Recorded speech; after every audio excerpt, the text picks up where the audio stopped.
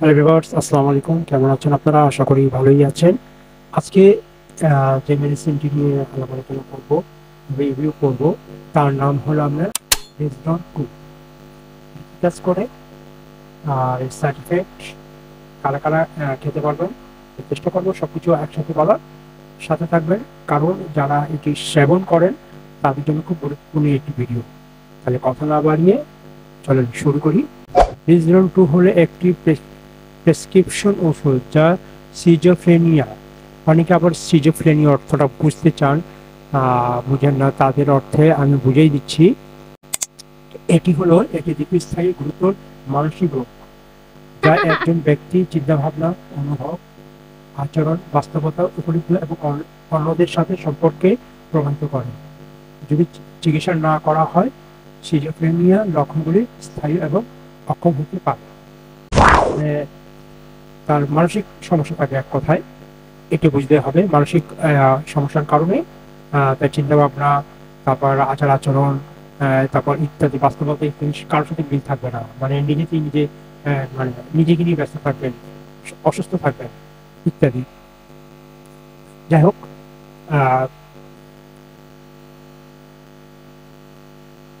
এবং মানিয়ার চিকিৎসার ব্যবহার হয়। মাইনিয়ার চিকিৎসার ব্যবহার হয়। রিজডন 2 খাবারের সাথে বা খাবার ছাড়া নেওয়া যায়, বিশেষত রাত্রে। রাত্রি ডাক্তাররা সাজেস্ট করে।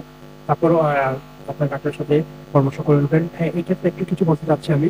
অনেকে আমাকে বলেন কি, সবকিছু যদি ডাক্তারি করেন আপনি কি? ভাই, আমি রিভিউ করতেছি। আমি একটা মেডিসিনের তথ্য সংগ্রহ করে আপনাদের সামনে উপস্থাপনা করছি। মনে করেন আপনাকে আপনার আব্বা আম্মা বা কাউকে ভাই ব্রাদার কাউকে এই ওষুধটা দিল, আপনি কি জানবেন 4টা ওষুধের ভিতরে এই ওষুধটাও দিল? আপনি কি বুঝবেন? আপনি কি শুধু ওষুধ খাবেন? এই যে আমি বলছি, এটা তো বুঝতেছেন এটি কিসের জন্য দিচ্ছে না দিচ্ছে, কিভাবে খাবেন না খাবেন, সার্টিফিকেট কি, এগুলো বুঝছেন, বুঝতেছেন। আরো সামনে আরো বুঝবেন। তো দয়া করে এই ধরনের কমেন্টস করবেন না। কষ্ট লাগে, কারণ অনেক কষ্ট করে অনেক তথ্য সংগ্রহ করার পর এটি বাস্তবায়ন করি, মানে আপনাদের সামনে ব্রিফিং আলোচনা করি। যাকে যদি বেশি বলে থাকি ক্ষমা চোখে দেখবেন। যাকে তারপর আরো কিছু বলার আছে। যাই হোক, এটি প্রতিদিন এই একই সময় গ্রহণ করার পরামর্শ দেওয়া হয়, কারণ এটি শরীরের ওষুধে একটি সামঞ্জস্যপূর্ণ মাত্রা বজায় রাখতে সহায়তা করে। আপনার ডাক্তার পরামর্শ অনুযায়ী ডোজ এবং সময়কালের মধ্যে এটি নিন, এবং আপনি যদি এটি ডোজ মিস করে থাকেন, মনে পড়ার সাথে সাথে এটি নিন। মানে ডক্টর ভুলে গেছেন, সাথে সাথে মনে পড়ার সাথে সাথে নিন বা ডাক্তারের সাথে পরামর্শ করুন। এটি গুরুত্বপূর্ণ এই যে ওষুধটি আপনার ডাক্তারের সাথে কথা না বলে হঠাৎ বন্ধ করবেন না। ডাক্তারের সাথে কথা না বলে ওই ওষুধটা বন্ধ করবেন না।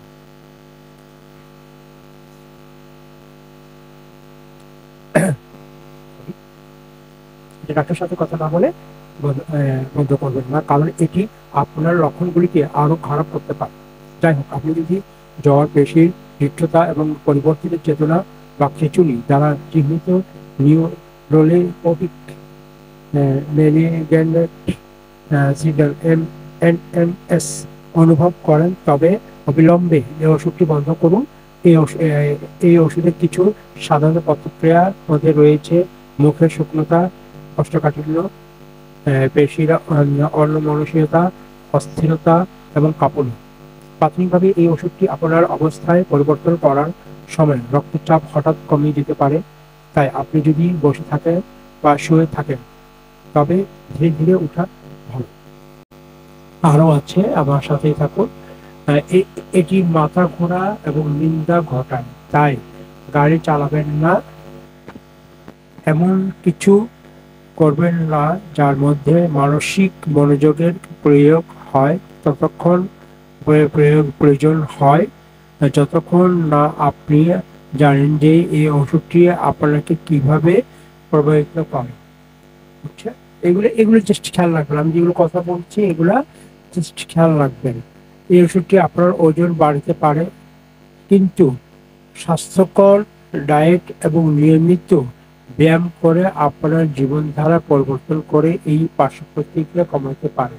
যেগুলো পার্শ্ব প্রতিক্রিয়া বলেছি এগুলো করে আপনি কমাতে পারবেন। এই ওষুধ ব্যবহার করার সময় আপনার সতর্ক হওয়া উচিত, কারণ এটি ডায়াবেটিস হওয়ার ঝুঁকি বাড়িয়ে তুলতে পারে। ডায়াবেটিস হওয়ার ঝুঁকি বাড়িয়ে দিতে পারে। ডাক্তার পরামর্শ নেবেন এগুলো সমস্যা হলে। তাই নিয়মিত গ্লুকোজ নিরীক্ষা করা ভালো। গ্লুকোজ নিরীক্ষা করবেন, রক্ত পরীক্ষা করবেন।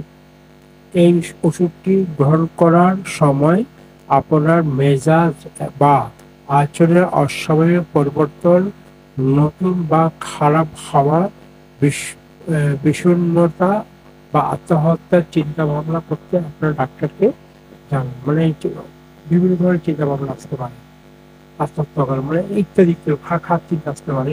আপনার ডাক্তারের সাথে সাথে সাথে ডাক্তারের সাথে পরামর্শ করবেন দয়া করে। পার্শ্ব প্রতিক্রিয়ার মধ্যে রয়েছে আপনার মাথা ঘুরবে, নন্দা বা ঘুম আসবে, মুখে শুকনোতা আসবে, ওজন বৃদ্ধি হবে, কোষ্ঠকাঠিন্য হবে, পেশি শক্ত হওয়ায় অস্থিরতা, কাঁপুনি, দাঁড়িয়ে হতার, রক্তচাপ কমে যাবে, মানে লো প্রেশার চলে আসবে ইত্যাদি। এগুলো খেয়াল রাখবেন। আরো কিছু কথা বলতে চাচ্ছি। এবার আসেন একটু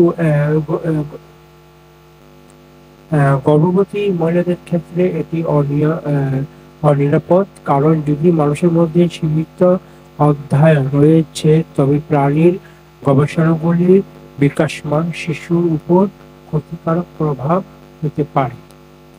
দেখা দিয়েছে আপনার ডাক্তার আপনাকে এটি নির্ধারিত করার আগে বেনিফিট এবং সম্ভাব্য ঝুঁকি ওজন করবেন। আপনার ডাক্তারের সাথে পরামর্শ করবেন। প্রত্যেকটা ক্ষেত্রে ডাক্তারের সাথে পরামর্শ করবেন, খুব সেন্সিটিভ একটা ওষুধ। আবার আর যারা যারা যে মহিলাগুলি শিশুকে দুধ পান করান তাদের ক্ষেত্রেও অনিরাপদ। তো ইত্যাদি। এই রইল আজকের ভিডিওটি। আমি চেষ্টা করেছি আপনাদেরকে সঠিক তথ্য দেওয়ার জন্য, কারণ তথ্য বহুল তথ্য আছে আরো। আমি শর্টকাটে কিছু মূল্যবান যেগুলো তথ্য আছে আপনাদের সামনে তুলে ধরেছি। যদি মনে করেন আপনাদেরকে কিছু উপস্থাপনা করে বা আলোচনা করে আপনাদেরকে কিছু বলতে পেরেছি, কিছু বুঝতে পেরেছি, ইনফরমেশন দিতে পেরেছি, তাহলে অবশ্যই লাইক, কমেন্ট, শেয়ার করে দিবেন। সাথে থাকবেন, ভালো থাকবেন এবং লাইক, কমেন্ট, শেয়ার করে দিবেন, কারণ এই তথ্যটি আপনার আরেক ভাই বোনকে বা আপনার আত্মীয়স্বজনকে জানান। তো এই রইল। ধন্যবাদ। ভালো থাকুন, সুস্থ থাকুন। আজকে এই পর্যন্ত। আল্লাহ হাফেজ। সালাম আলাইকুম।